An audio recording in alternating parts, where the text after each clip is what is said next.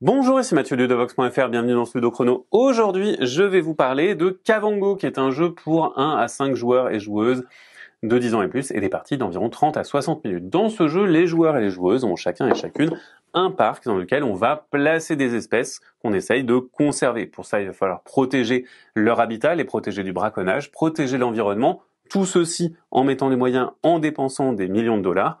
Et on va également pouvoir participer à certains projets de recherche qui nous donneront quelques points et quelques subsides. On va essayer d'avoir le plus de points possible à la fin de la partie.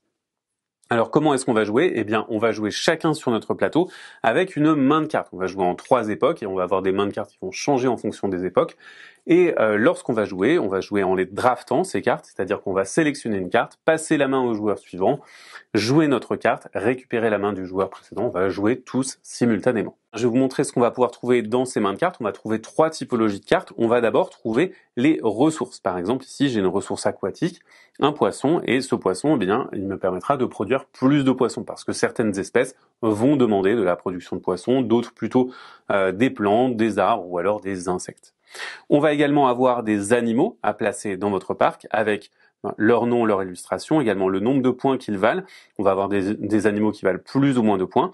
Leur type, on va avoir un certain prérequis, des prérequis de conservation, des prérequis donc d'habitat, de protection contre le braconnage et protection environnementale, et des icônes qu'il vous faudra en production. Par exemple ici, eh bien, ce duiker, eh bien, il va manger dans les arbres et donc il a besoin d'arbres pour survivre. Et enfin, on va trouver des événements, et ces événements, eh bien, on va simplement avoir des effets qui sont à appliquer, qui vont vous permettre de manipuler un petit peu les règles du jeu.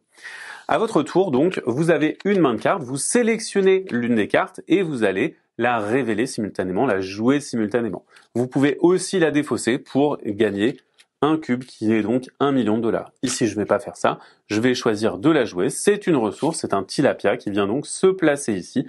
Désormais, je produis 2 poissons. Je produis un insecte, mais par contre, je ne produis ni herbe, ni arbre. Le tour est terminé, on va passer au tour suivant. Donc, on va chacun et chacune passer la main de cartes au joueur ou à la joueuse suivante. Et ainsi, on se retrouve avec une main qui a moins de cartes, mais parmi laquelle on doit faire un nouveau choix. Donc ici, par exemple, eh bien, vous voyez que j'ai cet animal-là qui me paraît pas mal avancé, qui me demande 2 poissons. Je les ai déjà, je les produis déjà. Par contre, ça me demande 1 point de niveau de protection environnementale et malheureusement on n'a pas du tout ça parce qu'on n'a pas encore participé à ces projets-là. Donc ce que je peux faire, c'est que je peux sélectionner cette carte et je pourrais la défausser pour gagner 1 million de dollars, mais si elle m'intéresse vraiment, je peux la placer dans mon sanctuaire. Vous voyez qu'on commence avec 2 animaux dans notre sanctuaire qu'on a reçus au début de la partie, mais on a plus d'emplacement. Et on va donc pouvoir stocker des animaux ici en attendant de venir les placer sur notre plateau. Et ça, c'est vraiment notre tour entier. Par contre, à la 3e phase de jeu, donc une fois que on a joué notre carte, on va avoir la possibilité de participer à des projets de recherche. Ces projets de recherche, il y en a pour l'ère 1, pour l'ère 2 et pour l'ère 3 qui vont être différents.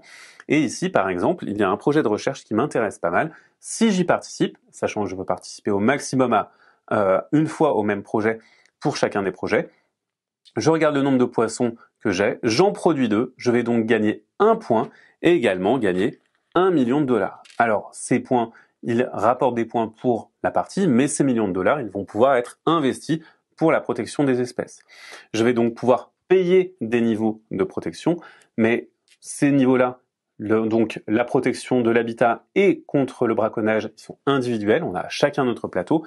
Par contre, la protection environnementale, eh bien, elle est pour tout le monde, c'est-à-dire que ici, on est 3 joueurs et joueuses, et donc là, on a 1 point de niveau de protection environnementale pour tout le monde. Investir sur ce plateau peut s'avérer bénéfique pour tous les joueurs et toutes les joueuses, puisque tout le monde bénéficie des niveaux de protection de l'environnement, mais ce sera valorisé en fin de partie. Ici, on a terminé le tour, on va pouvoir passer les mains et passer au tour suivant. Je pourrais jouer un événement pour réaliser des actions. Par exemple, ici, ça me permet de récupérer une carte de la défausse en payant ou alors de retirer une carte de mon sanctuaire pour gagner 4 millions de dollars, mais je vais pas faire ça. Je vais plutôt jouer ce crapaud buff, puisque vous voyez que je produis bien un insecte, je produis bien un poisson, donc je vais pouvoir le jouer. Mais en plus, comme désormais je produis ceci, eh bien je vais pouvoir placer cet animal que j'ai placé dans mon sanctuaire, je vais pouvoir le placer dans mon parc. Je vais pouvoir le réintroduire dans mon parc. Et ainsi, je vais pouvoir commencer à peupler mon parc. On va jouer comme ceci de tour en tour jusqu'à ce qu'on ait joué 10 tours. Après quoi, eh bien, on va tout simplement défausser les cartes qui nous restent en main, défausser les cartes qui sont là et récupérer les jetons, les remplacer par une nouvelle main de cartes avec des cartes un petit peu différentes et des cartes de l'ère 2. Et on va procéder à l'ère 2 de la même manière. On va jouer 10 tours de l'ère 2, puis 10 tours de l'ère 3, avec plus de cartes difficiles à conserver, des cartes C. Et à la fin de la dernière phase, on marquera des points. Mais avant, il y a des choses que je dois vous expliquer en plus. On a la possibilité de dépenser nos sous pour acheter des cartes de réensauvagement. Ces cartes de réensauvagement, elles vont pouvoir se glisser ici comme des cartes de ressources, sauf qu'elles sont absolument jokers. Et en plus, on a tous une carte de conservateur qui est différente. Par exemple, moi j'ai une écologue qui va me permettre de payer les cartes de réensauvagement 2 millions de dollars au lieu de cartes, ou alors je peux jeter une carte action de ma main au lieu de faire mon tour normal pour récupérer l'une de ces cartes. Au cours de la partie, on a aussi la possibilité d'investir dans la protection de notre réserve, donc l'habitat et la protection contre le braconnage, en dépensant des millions de dollars qu'on va venir placer ici. Mais attention, il faut remplir niveau par niveau, on ne peut pas remplir les niveaux partiellement. Lors de vos parties ultérieures, pas la première partie, vous pourrez aussi jouer avec des cartes objectifs qui vont vous demander d'avoir un certain type d'animaux dans votre parc pour avoir des points bonus. Une fois que vous avez terminé les 3 manches que dure la partie, eh bien, vous allez procéder au scoring final. Vous allez alors marquer les points pour les animaux qui sont dans votre parc, pas dans votre sanctuaire, marquer des points en fonction de ces objectifs et marquer des points en fonction des trophées. On a 3 trophées qui rapportent 10 points chacun. Le trophée de la protection du climat et de la biodiversité. La biodiversité, c'est avoir toutes les icônes du jeu dans votre parc. Le climat, c'est simplement avoir assez participé ici. Et quant à la protection, c'est avoir rempli ici votre plateau.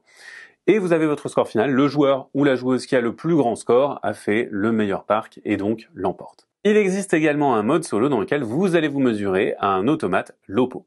Voilà pour le principe de Kavango, qui est donc un jeu dans lequel vous allez drafter des cartes et essayer de récupérer celles qui concordent le mieux pour faire le parc le plus harmonieux possible. Maintenant, à vous de jouer et à bientôt sur ludovox.fr.